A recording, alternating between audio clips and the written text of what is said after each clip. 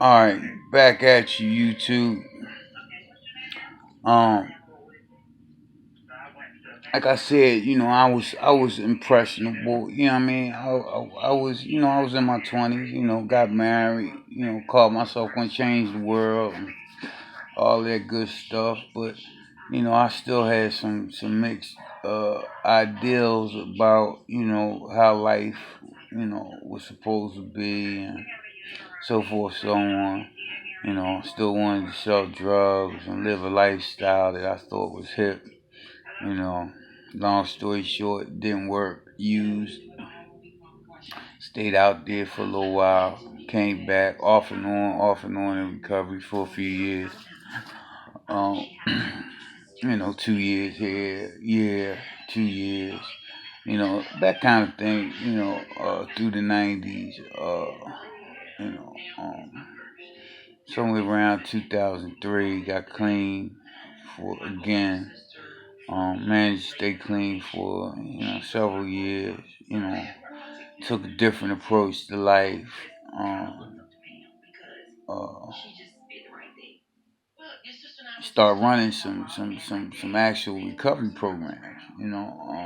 Became quite influential in the city of brotherly love. Made a name for myself. I was good at what I did. My heart was totally and completely in it.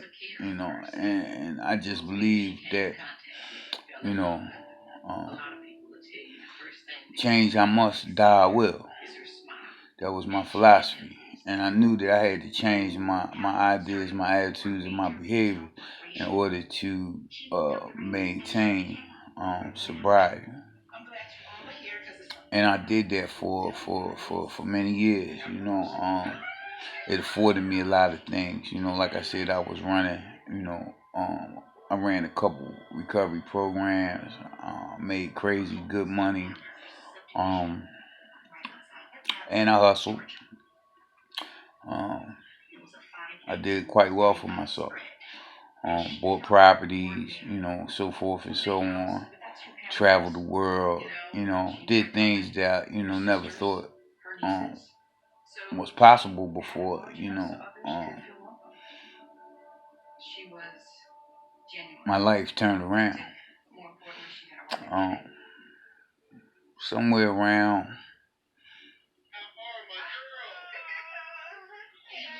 2011, 2012, something like that. A lot of things just hit me at one time. I just was overwhelmed with the job and you know, um, I was losing streams of money and I just feel like my life was falling apart. And I start medicating with Xanax. Um, and eventually one thing led to another, and I was back to the heroin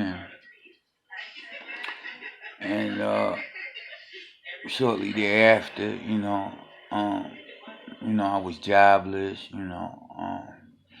but I managed to, I had properties and I had an income coming in, so I did all right.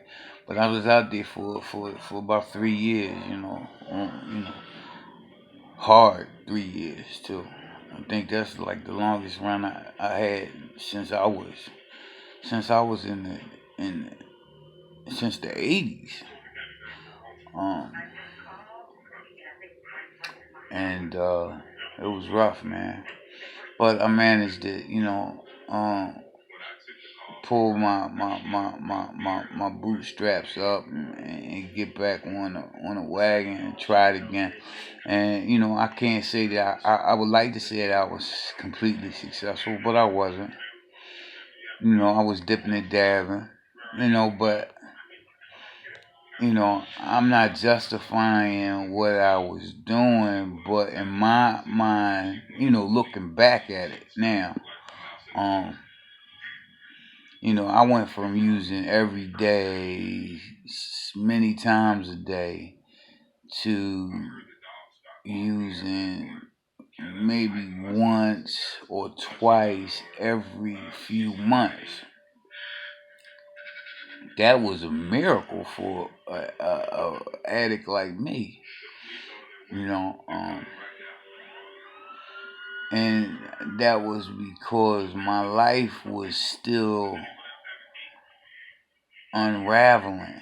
I had come back into the recovery process and met a woman, and I had been living with a woman, and I was unhappy with the woman I was living with, and I met this woman, and we had known each other for some time, but we linked up, and and I thought she was the end all be all, and she was going, help change my life and change the world. And boy, was I wrong. Um, and she fed me. She fed me. She fed me a dream. And I fell for it. And shortly thereafter, maybe 9 months afterwards, not wasn't even 9 months, probably 6 months after we hooked up, we got married. 9 months after that, she was kicking me out of the house. And I knew all the signs was there, but I, the die hard, romantic than I am, I just believed that, things was gonna change, man. The love was gonna conquer all. Was I, was I wrong? And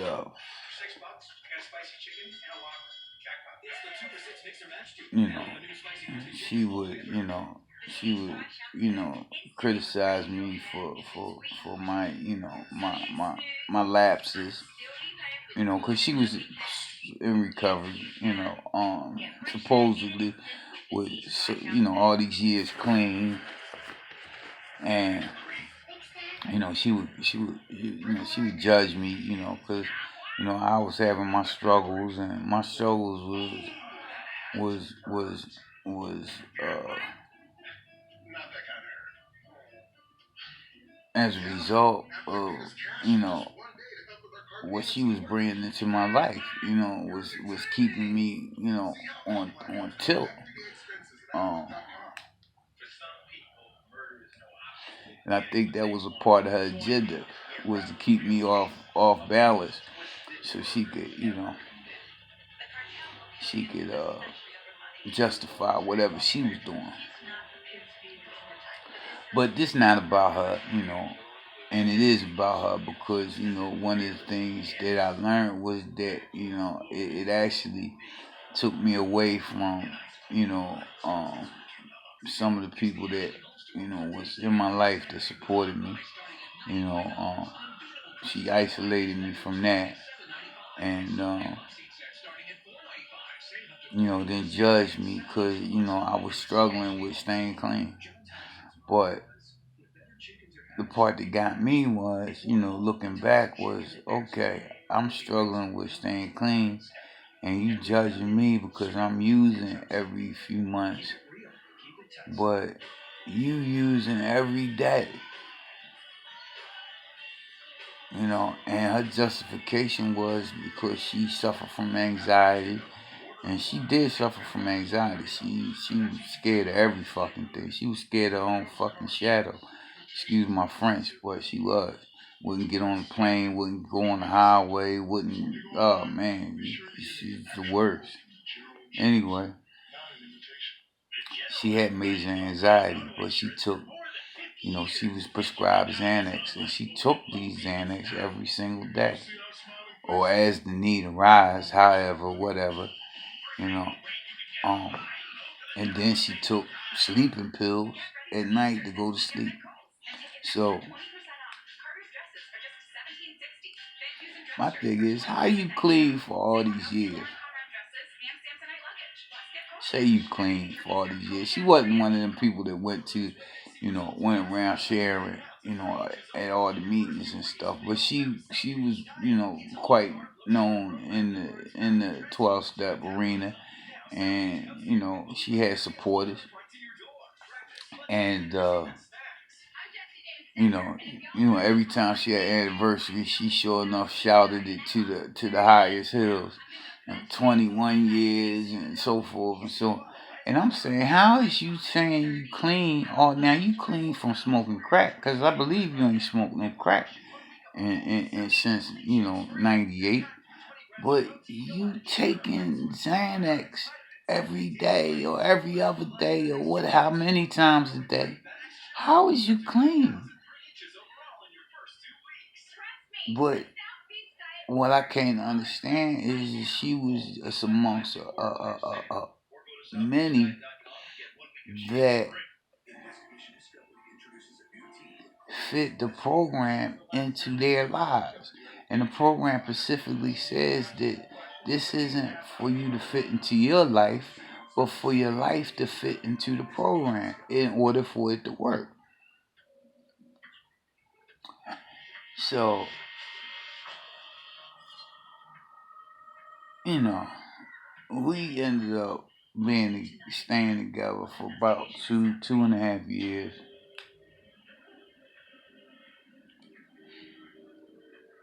She she put me out again, filed for divorce. And in the process of all of that, man, probably was the best thing that could ever happen to me. Because initially it sent me into a downward spiral, vicious downward spiral. But I started seeing this forensic addiction specialist. Um, who pretty much helped change my life, man. And just his approach to recovery was awesome. And he just allowed me to see things for what it really was. So, you know, um, eventually, I just had enough.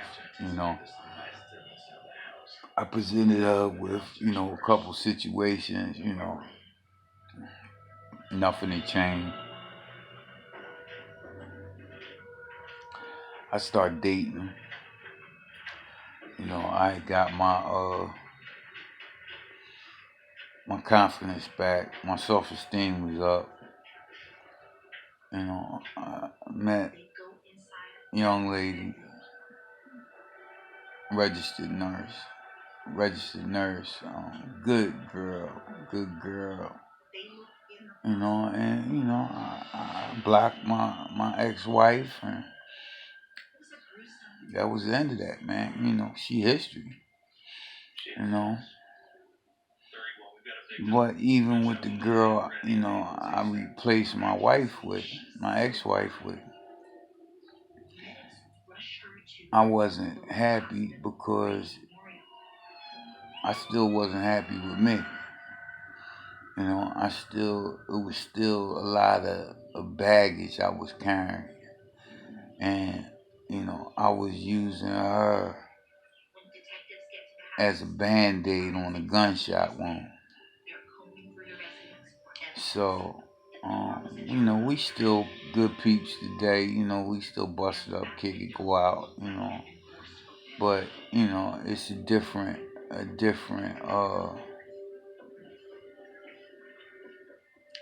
relationship. So, um, like I said, I've been clean now. 10 months. Um, and it's good. No complaints. Everything. I'm looking forward to the summer. I'm gonna do some big things this summer. Planning a trip now. I think trying to go to Thailand or Indonesia. I'm going somewhere for my birthday. Um, I just looked the pricing up on it, price line today. I'm taking to the barbershop tomorrow. I got some people wanna hang out with me, so it's gonna be good, man. I'm looking forward to it. Muff, Muff, Queen Muff. Come here, Queen Muff. I'm Daddy. I want y'all to say hi to Queen Muff. Queen Muff. That's Queen Muff. Y'all see my baby? That's my baby. Queen Muff. Yeah, it's Queen Muff. Royalty, baby. Queen Muff's my baby. So, alright, people. I think I covered what I wanted to cover. Hit the subscribe button. Like, dislike, share, comment. Recovering 100. That's what we do on this channel. We recover 100%. Ain't no faking. Ain't no lying. We keeping it 100.